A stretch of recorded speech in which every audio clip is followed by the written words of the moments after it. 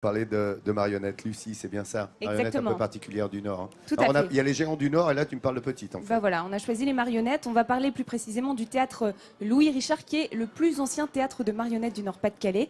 Il a été créé en 1884 à Roubaix. Alors dans ce théâtre, ce ne sont pas des marionnettes à fil qui se produisent, mais des marionnettes à tringles. Elles sont dirigées depuis le dessus par une tringle métallique.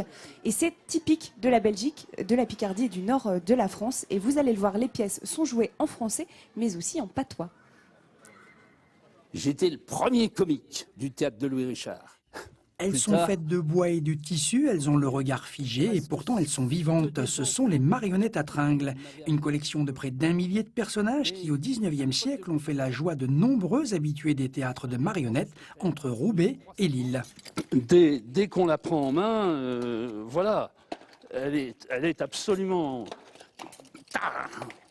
Hop là. Louis Richard, ouvrier mécanicien à Roubaix, fut le premier à créer son petit théâtre de marionnettes dans la cour de sa maison. Et à l'époque, il s'inspire des gens qui l'entourent pour créer ses personnages. Manon, chez Morveux, courte la pète, dit le petit Morveux.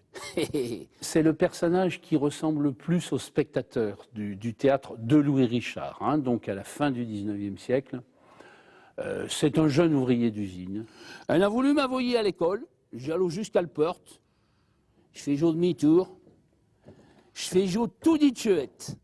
Et finalement, c'est ça qui est drôle. Ces gens qui viennent chercher la culture nationale dans ce théâtre, parallèle à celle de l'école, ils s'amusent beaucoup de voir celui qui la refuse. Oh là là, elle est très très lourde celle-ci. Vous en manipulez plusieurs en même temps Souvent, on leur fait des jambes assez lourdes pour qu'ils soient bien S'ils le portés au souhaitent, sol. les visiteurs peuvent découvrir les techniques de manipulation des marionnettes et s'inventer leurs propres histoires.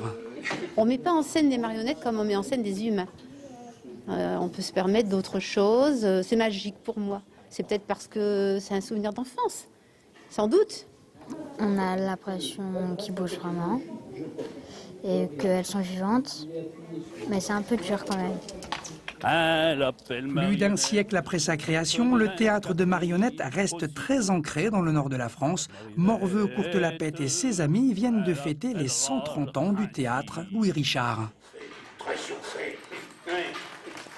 Alors ici, il y a les marionnettes, vous l'avez vu, mais il y a aussi de la danse et notamment le Centre chorégraphique national de Roubaix.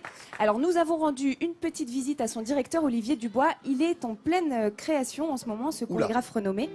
Il crée une nouvelle pièce qui s'appelle Mon élu noir sacre 2 et c'est Germaine Acconi, vous la voyez, cette dame, une grande dame de la danse qui en est l'interprète. Alors ensemble, ils revisitent un grand classique de la danse, ça s'appelle le Sacre du printemps. Et la première représentation est prévue le 15 janvier en Allemagne.